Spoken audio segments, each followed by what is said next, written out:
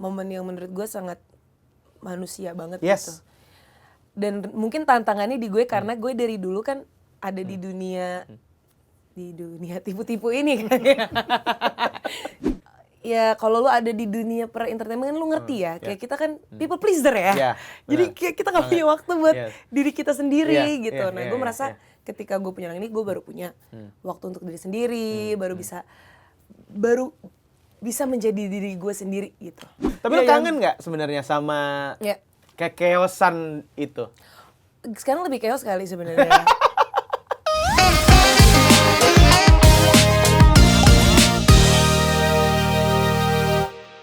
Cuman in a good way kok. In a good way. After all it's blessing, ya kan? Iya, in a good way. Jadi jadinya bareng flip-flop apa ya?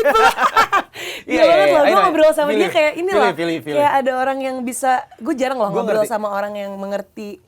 Gue ngerti soalnya gerak-gerik gue gitu. Gue tuh ngikutin Angel Peters itu ya di dua fase. Fase Idola Cilik, karena gue nonton Idola Cilik.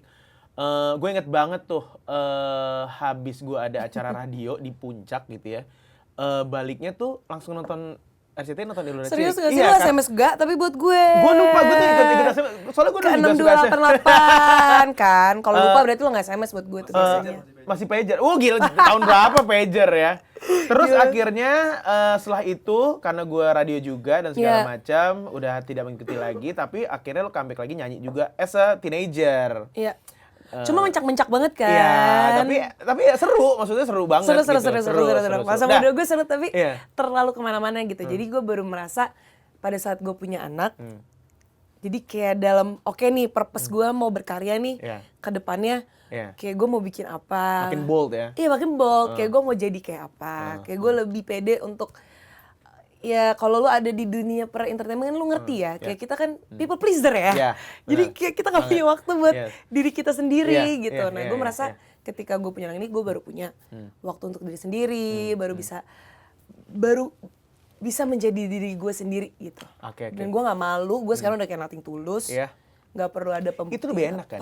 Lebih enteng kan sebenarnya kayak gitu kan? Iya, tapi kan kita harus ngelewatin gak sih? Iya harus, karena nggak bisa kita langsung ada di stage ini tuh nggak bisa. Harus ada lesson dulu, apalagi akhirnya lo sekarang udah ada junior gitu. Itu akan automatically akan ngerubah kita. Humbling banget sih. Iya. Itu kayak momen yang humbling banget dan momen yang menurut gue sangat manusia banget gitu.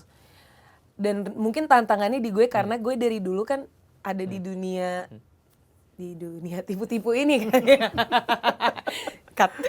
Maksudnya ada di dunia semua orang ini. tahu kok, semua orang udah tahu. Sekarang sosial media udah iya kan, membuka itu semua. Membuka itu semua. Kalau dulu kan bener-bener kayak ini makanan gue setiap hari gitu. Jadi kayak gue merasa sekarang gue baru punya kesempatan untuk menjadi orang yang kayak gue bisa jadi apa adanya, gue bisa ngomong dari lagu gue bisa jadi diri gue sendiri tanpa gue harus pembuktian gitu. Tapi gue udah makan itu semua kayak momen-momen gue ketemu lo sekarang sama gue ketemu dulu pasti beda banget gitu. Gue pasti bisa kayak Aji gitu. Pasti gue nyetel gitu kan. Kalau sekarang gue yang kayak aduh maaf banget ya. Sorry banget apa segala macam. Mungkin gue bisa lebih santai. Tapi gue jadi lebih kayaknya lebih oke yang versi ini deh. Terima kasih. Tapi itu kan harus perjalanan dan semuanya.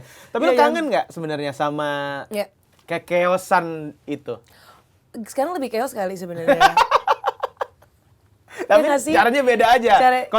Situationnya beda ya? Iya, situationnya beda. Iya. Tapi ya itu salah satu perenungan gue juga sih. Kayak gue mencoba untuk gue make peace dengan, gue percaya bahwa apapun yang gue lewatin itu kayak membentuk karakter dan membentuk diri gue yang sekarang. Itu udah pasti. Benar, setuju. Karena tanpa pengalaman-pengalaman gue yang dulu itu, ya kan, gue rasa gue tidak akan menjadi manusia ya. Nggak akan menjadi manusia yang bisa punya kerendahan hati gitu. Kali-kali gue lebih congkak lagi juga bisa gitu daripada gue dulu. Probably. Gue tuh sempat ngobrol sama temen gue. To be old and wise, you have to be young and stupid menurut gue. Karena kalau misalkan nggak ada kebodohan dan kesalahan dan kegilaan yang kita nggak lakuin dulu, kita kedepannya nggak akan bisa ambil pelajaran jadi untuk be a better person gitu maksud gue. Dan lu sebenarnya kan beda umur sama gue tuh 7 tahun sebenarnya. 7 tahun Tapi untuk anak 97 tuh menurut gue lo Karena banyak juga anak 97 yang udah nikah dan udah punya anak juga. Belum nyampe fase pemikirannya kayak lo gitu. Menurut gue good sih. Tepuk tangan dong sekali lagi untuk Angel Peters. Luar biasa, gokil. Tapi lo kangen, lo juga rindu berarti ya? Rindu. Makanya lo keluarin single Rindu. Keluarin single Rindu. Kan tepuk tangan, boleh dong. Rindu ini rilis di tanggal 16 Januari. 16 Januari 2025. Rindu bareng sama music videonya juga. Bareng sama music videonya. Soalnya tema kita juga di episode kali ini adalah Rindu versi dewasa ya. Lagu lo Rindu dan lo juga kita kenal sekarang udah menjadi Angel yang sekarang gitu. Kita tahu lo dari kecil idola cilik. Buat yang nonton idola cilik ya. Tapi mungkin yang waktu idola cilik belum lahir ya belum tahu berarti. Taunya ada versi sih, gue sekarang nemuin orang-orang yang ada yang nggak tahu gitu kayak. Yes. Tapi tuh bagus dong, maksudnya jadi lo nggak terlalu terbayang-bayang sama. Tapi gue bangga kok. Iya. Jadi lulusan Icil. Lo harus bangga itu, Gue bangga, iya. Jadi Rindu sedikit kita ngomongin Rindu. Lagunya tentang apa, Angel? Jadi Rindu tuh, gue kan memulai yang gue bilang tadi kan, kemarin tuh gue nggak pernah fokus sama nyanyi gue. Suatu hari akhirnya gue fokus. Terus tiba-tiba mulailah kan, gue kemarin tuh sempet remake lagu Cinta, terus kemarin ini, jadi Rindu ini tuh line up lagu kedua. Kalau belum mampir-mampir ke global sih, nggak promo baru kali ini. Habis ini ya nanti ya. Gue pokoknya tahun ini, gue tahun ini pokoknya gas. Hajar. Nanti gue pakainya datang terus ke global. Oke, siap ditunggu. Untuk promo lagu-lagu Oke. Ini kan di podcast nih Rindu nih. Nanti Rindu versi on air ya. Bisa, abis ini ayo berangkat. Iya, jadi lagu Rindu tuh akhirnya gue Cinta, terus kemarin gue sempet sama Mas Andi Rianto, terus Rindu ini tuh line up lagu yang kedua gitu, which is gue tuh ketemu sama songwriter namanya Clara Riva. Lagunya udah banyak lah yang kita udah Clara sama Clara ya. Udah. Sama Clara. Terus gila itu lu tau kan gue tuh udah nggak bergaul, ibaratnya gue udah nggak bergaul di dunia ini ya gitu. Terus gue inget tuh gue lagi di bawah, tapi nggak di sini deh. Gue lagi di mana waktu itu. Terus gue ketemuan sama dia, nggak kenal, cuman kayak gue dikenalin gitu. Gue dikenalin sama Coach Melto. Terus udah gitu dibilang kayak lo ketemuan aja sama si Clara, dia bilang gitu. Yaudah, akhirnya gue ketemuan sama dia. Jadi ketemuan tuh saling nggak kenal. Tapi akhirnya gue nyambung sama Leo. Oke. Lo habis Agustus? Gue Agustus. 15 Agustus.